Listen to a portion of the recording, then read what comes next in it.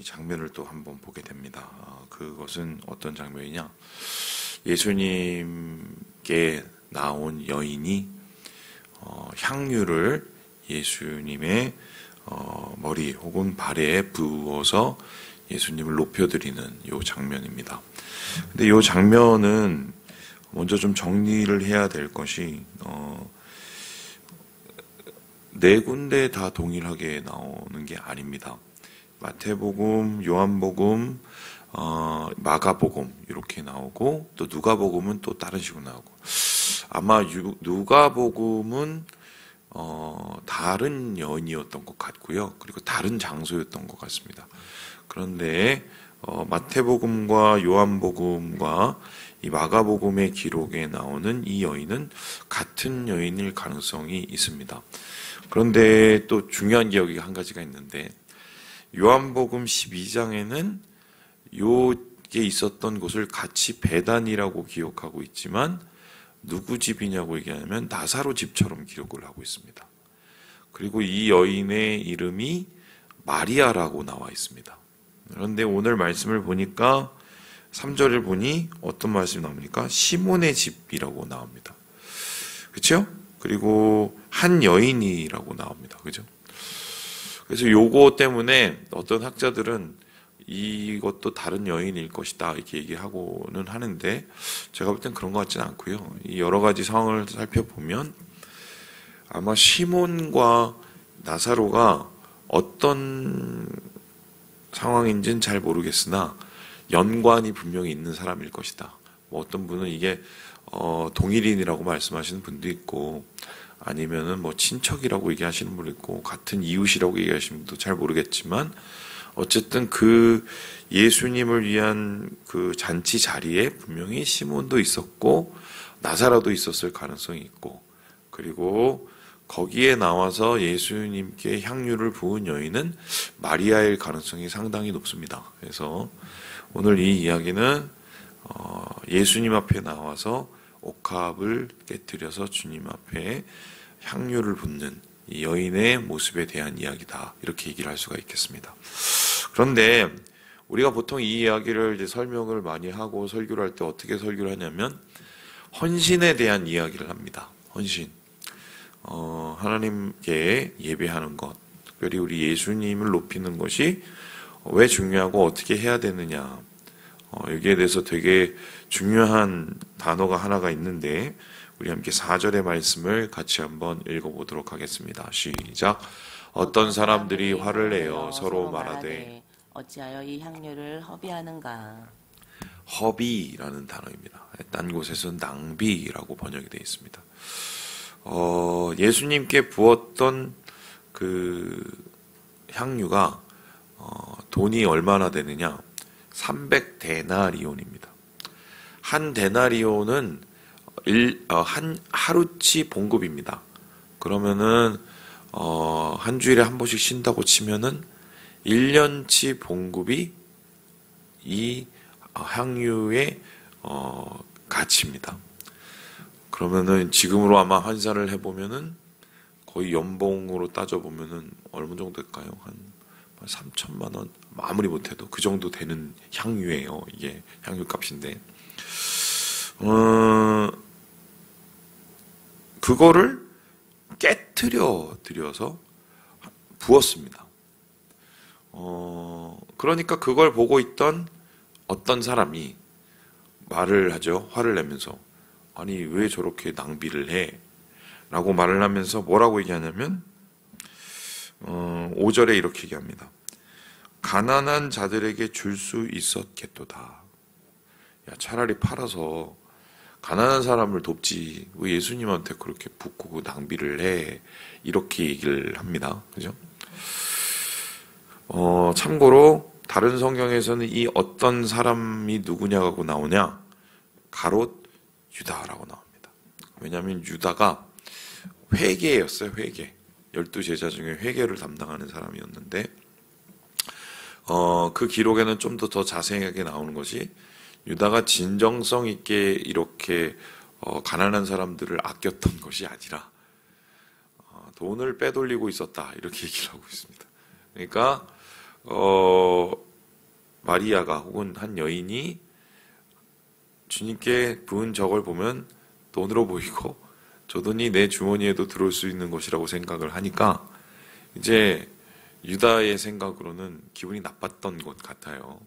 그리고 그렇게 말하는 유다의 얘기에 앞뒤 전후를 모르고 동조했던 제자들도 분명히 있었을 것이다. 요런 상황입니다.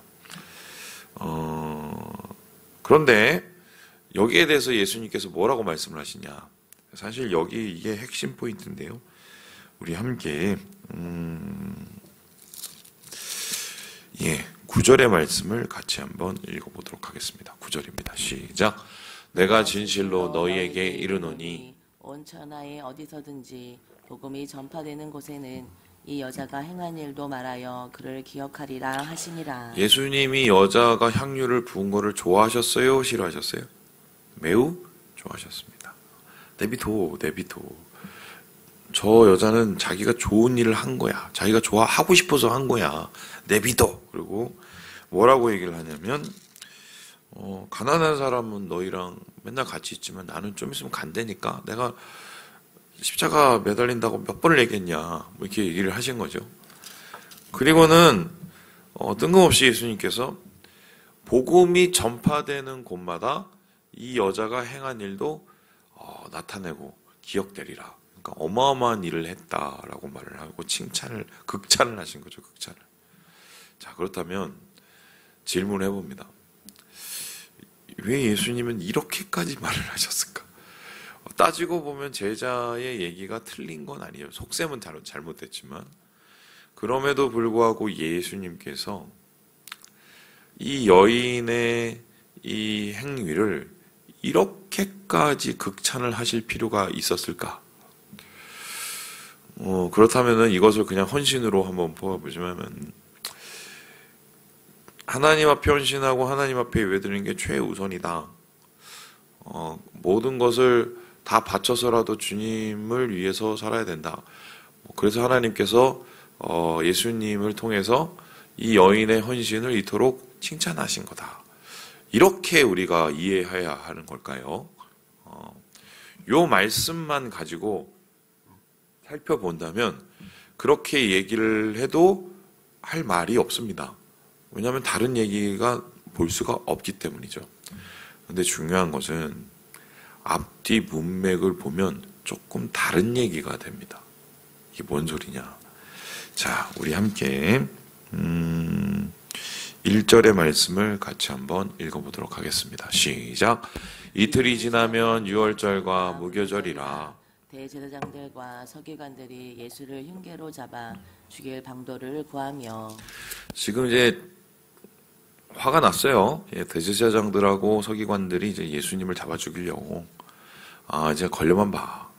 그런데 마침 6월절 무교절이라서 사람이 많으니까 혹이라도 사람들이 예수를 지지를 너무 많이 해서 밀란이라도 일으킬까 봐 좀 조심하자. 근데 기회를 엿보자. 이러고 있었습니다. 그러니까 지금 이 여인의 헌신, 이 여인의 주님을 향한 이 낭비, 고귀한 낭비라고 합시다. 그 거룩한 낭비가 있기 바로 직전에 바리새인들 혹은 종교 지도자들이 예수님 죽일 궁리를 하는 좀 험악한 얘기가 나오죠. 그렇죠? 그리고 나서 이 여인의 얘기 다음에 어떤 얘기가 나오느냐? 우리 함께 11절의 말씀을 같이 한번 읽어보도록 하겠습니다. 시작.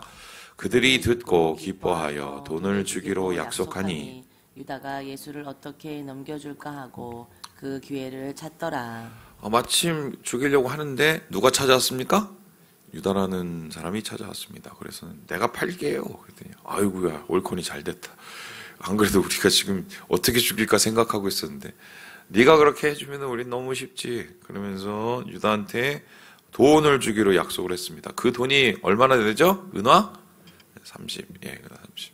왜 팔아버리죠? 은화 30은 어떤 의미냐면 노예값입니다. 한 사람의 노예값. 그러니까 예수님을 노예 취급을 한 거예요, 한마디로.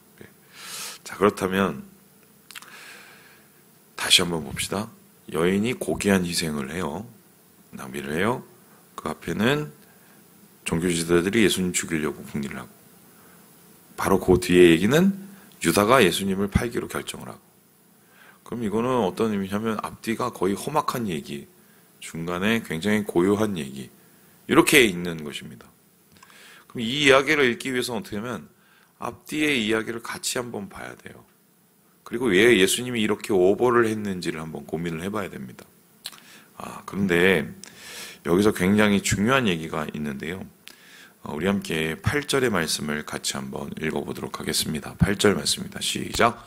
그는 힘을 다하여 내 몸에 향유를 부어 내 장례를 미리 준비하였느니라. 지금 이 여인의 행동을 왜 예수님께서 높이 사셨냐? 물론 여인은 그럴 의도는 없었어요. 그냥 예수님한테 잘 보이고 싶고, 예수님 너무 감사하고, 그리고 다른 말씀에 따르면 자기 오라버니가 살아나서 너무 고마워서 예수님께 뭐라도 하고 싶은 마음에 자기가 할 수 있는 최선의 모습을 가서 하나님 예수님께 드린 거죠. 참고로 왜 이 여인에게 이런 300데나리온 수준의 향유가 있었을까 해보면 이게 결혼 지참금입니다. 그러니까 결혼을 할 때 우리도 뭐 이렇게 돈을 모아서 지참금을 이렇게 마련해서 가잖아요. 아마 그러려고 이제 모아놓은 것 같고, 그것을 여인이 할 수 있는 뭐 금부치 대신에 그렇게 향유를 만들어 놓은 것 같고, 그것을 통해서 이제 결혼 준비하고 있었었는데, 그걸 깨뜨렸다는 것은 내가 결혼하는 것보다 예수님을 높이는 게 더 낫다, 뭐 이런 생각까지 한 거죠. 대단한 거죠. 그런데 예수님은 바로 이 상황을 보더니 이렇게 얘기했습니다. 이거 내 장례 준비한 거야 라고 얘기를 했어요. 여인은 그럴 생각이 없었는데. 그러면 장례를 준비했다는 건 어떤 의미냐면, 죽고 나면은 부자들 같은 경우는 어떻게 했습니까? 머리부터 발끝까지 약품 처리를 하죠. 약품 처리를 하고 또 향유도 붓기도 하고 모략을 또 바르고. 그래서 이러한 모든 것을 함으로써 이제 소위 말해서 죽음의 준비를, 시신을 이제 거두게 되는데, 예수님은 그거를 미리 이 여자가 했다라고 말을 하면서 이것이 앞으로 기억될 것이다 라고 말을 했다는 겁니다. 자, 그렇다면은 9절을 한번 다시 보세요. 이 말씀 되게 어려운데 제가 한번 풀어보는 거예요. 복음이 전파되는 곳에는 여자가 행한 일도 전파될 것이다 라고 했습니다. 그러면은 단순히 예수님께서 이 여자가 너무 잘해서 어디 가나 이제 나를 아는 데는 무조건 이 여자를 칭찬할 거야, 이렇게 얘기를 했습니다. 그렇죠? 그렇게 얘기를 하는 것 같아요. 근데 재밌는 건, 그러면 이 여자를 칭찬하려면 이 여자 이름이라도 붙여놔야 되잖아요. 근데 지금 마가복음에 이름이 있어요, 없어요? 없어요. 그러면은 이 여자에 대한 생각보다는 이 여자의 한 일에 대한, 이 여자가 한 행위에 대한 것이 뭔가 예수님에게는 복음과 관계된 무엇으로 생각한 거죠. 그렇죠? 여자보다는 이 여자의 행위예요. 근데 그 행위가 어떤 행위냐면 예수님의 장례를 준비하는 행위란 말이죠. 그러면은 바로 이런 건데, 이런 유추가 돼요. 복음은 뭡니까? 예수님이 우리를 구원하신 거죠. 그럼 예수님이 우리를 구원하시기 위해서 뭘 했습니까? 좀 있으면 뭘 주세요? 십자가를 지고 죽으셔야 돼요. 그렇죠? 복음은 다시 말로 얘기하면 십자가와 부활이에요. 십자가 부활이에요. 그러면 십자가 부활과 여인의 행위, 죽음을 준비하는 여인의 행위, 지금 이게 연결이 된다는 건데, 그러면 어떻게 연결이 되나 한번 생각을 해봅시다. 예수님께서 십자가 위에서 올려서 돌아가셨습니다. 자, 예수님의 죄목이 뭐였습니까? 없었어요. 그냥 뭐라고 적어놓을까 하다가 자칭 유대인의 왕. 그러니까 한마디로 그냥 무슨 허풍쟁이 이렇게 써놓은 겁니다. 본인이 유대인의 왕이라고 얘기를 했으니까 그냥 웃는 말로 이렇게 조롱하듯이 써놓는 거예요. 어떤 의미로는 이게 정치범이었는데 이것도 명확하지가 않는 죄예요. 그렇게 따져보면 그 당시에 십자가에 매달려 죽는다는 것은 정말 극형이기 때문에 강도짓을 하던가 아니면은 정말 뭐 로마에 대항하는 엄청난 짓을 하던가. 예수님은 그런 일을 했습니까? 안 했습니까? 안 했어요. 무혐의예요, 오늘날 따지면. 예. 그러니까 이거는 기소가 안 되는 것이에요. 근데 그거를 억지로 소위 말해서 버무려 갖고 만든 종교 지도자들 때문에 나는 모르겠다. 니네가 그랬으니 알아서 해. 그리고 넘겨준 게 빌라도고. 그리고 손을 씻었습니다, 빌라도. 그러니까 예수님은 사실은 죽을 이유가 없었어요. 그렇죠? 그리고 두 번째. 그래도 예수님은 우리의 죄를 위해서 죽으셨죠. 대속하시기 위해서. 자, 그럼 제가 질문해 보겠습니다. 우리를 대속하실 이유가 있습니까? 예? 없죠. 예수님이 우리한테 돈을 빌렸습니까? 예수님이 우리한테 신세를 졌습니까? 우리가 예수님한테 해준 게 없습니다. 근데 예수님이 그냥 자기 목숨을 희생한 거예요. 그런 의미에서 그냥 목숨도 아니고 하나님의 아들이에요. 세상에 있는 모든 목숨 중에 가장 값진 목숨입니다. 그 값진 목숨을 누구를 위해서요?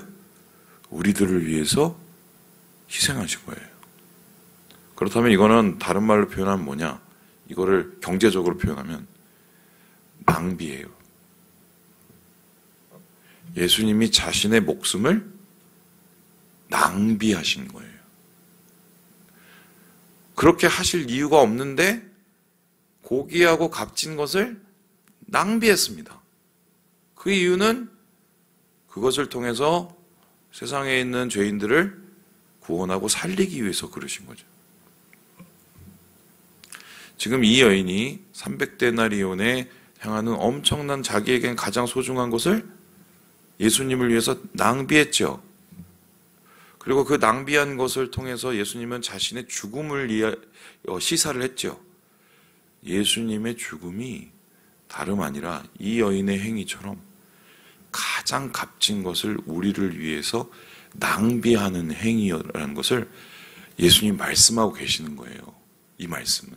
그래서 예수님의 복음이 전해지는 곳마다 바로 그곳에서 이 여인의 낭비 같은 헌신이 전해진다는 것이 일맥상통하는 부분이 있고, 그것을 통해서 예수님이 도대체 우리에게 무엇을 하시고자 했던 것인지를 분명히 말씀하시고자 했던 겁니다. 근데 놀라운 것은 이렇게 예수님께서 스스로를 낭비하시기로, 스스로를 목숨을 낭비하시기로 했었을 때, 그러면 가만히라도 있을 것이지. 그 앞에 보니까 제사장들은 예수님 죽이려고 그래. 심지어는 자기와 함께 3년 반 동안 따라다녔던 제자도 배신하고 죽이려 해. 사실 따지고 보면 예수님의 희생은 300데나리온이나 넘는 향유 옥합의 희생보다는 훨씬 더 말도 안 되는 희생이었죠. 옥합은 한마디로 위를 따버리면은 깨트리면 쓰질 못하는데, 예수님은 자기 목숨을, 자기 육체를 깨트려서 그 말도 안 되는 인간들을 위해서 희생을 하신 겁니다. 그리고 십자가 위에 올라가셔서 자기를 못 박은 무리들을 향해서 그들을 용서해달라고 주님께, 아버지께 부탁한, 바로 그것이 예수님이 십자가를 지신 행위고, 그래서 우리가 그걸 복음이라고 합니다. 복음이라고 하는 이유가 뭐예요? 기쁜 소식. 우리가 그 모양인데도 예수님이 그렇게 하셨기 때문에 기쁜 소식인 거죠. 이 얘기를 하고 오늘은 좀 마치고 싶은데,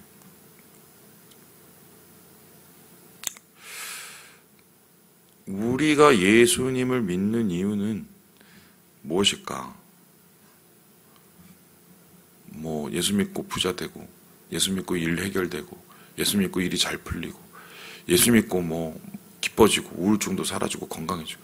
물론 뭐 그런 것도 되게 중요하겠죠. 그런데 우리의 영혼을 구원하시는 주님의 십자가를 제외하고 그런 것만 잔뜩 받기 위해서 예수를 믿으면 이건 예수 믿는 게 되게 허무한 거예요. 그렇죠? 예수님께서 우리에게 주신 가장 큰 은혜는 우리를 살리신 복음이에요. 우리의 영혼을 살리시고 죽음 가운데 있는 우리를 생명으로 인도하시기 위해서 자기 자신의 목숨을 낭비하신 것 외에 더 귀한 건 없다. 더 중요한 건 없다. 근데 자꾸 우리는 이 복음의 가치를 자꾸 까먹고 이게 우리가 어떤 것인지를 잘 인식도 못한 채 자꾸 그 더가 쌓이면 우리에게 나중에 뭐가 됩니까? 감사가 사라지고 불평, 불만, 원망. 그래서 예수님께서 목숨을 낭비하신 그 고귀한 희생 앞에 계속적으로 우리는 뭔가를 결핍되어 살아가는 그런 모습이 아닌가. 그래서 어떤 분들이 이 얘기를 아주 극단적으로 표현하는데 흡혈귀같이 신앙생활 하지 말라고 그렇게 얘기하신 분이 있어요. 계속 예수 그리스도의 피를 요구하면서. 충격적이죠. 말씀을 마칩니다. 사랑하는 여러분, 주님의 고귀한 희생, 이유 없는 낭비, 자기 목숨을, 자기의 몸을 깨트려서 우리를 살리신 그 복음을 기억하시고 그 복음으로 오늘을 감사함으로 살아가시는 우리 모든 형제 자매들 되시길 주님의 이름으로 축원합니다.